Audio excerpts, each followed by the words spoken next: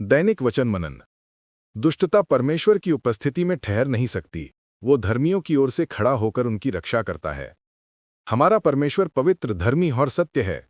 वो दुष्टता में प्रसन्न नहीं होता और अधर्म उसके सामने ठहर नहीं सकता। यह वचन हमें परमेश्वर के स्वभाव का परिचय देता है। वो ज्योति है और उसमें अंधकार का कोई नामो निशान नहीं। जब इस संसार में अन्याय, पाप और दुष्टता बढ़ती दिखाई देती है, तब ये वादा हमें सांत्वना देता है कि दुष्टता परमेश्वर की उपस्थिति में कभी स्थिर नहीं रह सकती।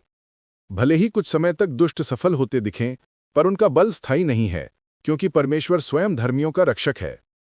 ये प्रतिज्ञा हमें एक सच्चे, शुद्ध और धर्मी जीवन जीने के लिए बुलाती है। परमेश्वर केवल संसार की बुराई से ही नहीं, बल्कि अपने बच्चों को भी उससे अलग रहना चाहता है। यदि हमारे हृदय में पाप, छल या घमंड है, तो ये परमेश्वर के साथ हमारे घनिष्ठ संबंध को बाधित करता है। इसलिए ये वचन हमें आत्मपरीक्षण के लिए प्रेरित करता है। जो कुछ भी परमेश्वर को अप्रिय है, उसे निकाल फेंकें और उसके सत्य में चलें।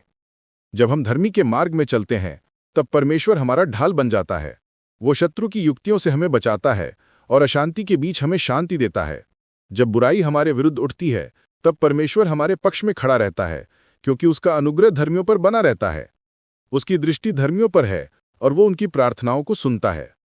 यह प्रतिज्ञा हमें आशा भी देती है। कोई भी अन्याय, झूठ या षड्यंत्र परमेश्वर की पवित्र उपस्थिति में टिक नहीं सकता। अंधकार सदा उसके प्रकाश के सामने मिट जाता है। इसलिए आज हम इस वादे को अपने जीवन में दावा करें। पश्चाताप, प्रार्थना और आज्ञाकारिता के द्वारा हम परमेश्वर के और अधिक निकट आएं।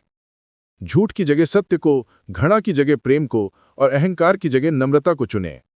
जब हम परमेश्वर की उपस्थिति में बने रहते हैं, तब उसकी पवित्रता हमारे हृदय को रूपांतरित करती है और हमारे आत्मा को बल देती है।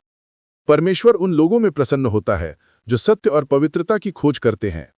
हमारा जीवन इस सच्चाई की गवाही बने। दुष्टता कभी नहीं जीतती, धर्म ही सदा विजयी होता है। प्रार्थना। हे प्रभु, मुझे अपने मार्ग में चला, मुझे दुष्टता से बचा और मुझे तेरे प्रकाश में चलना सिखा। यीशु के नाम में प्रार्थना करता हूँ, आमीन।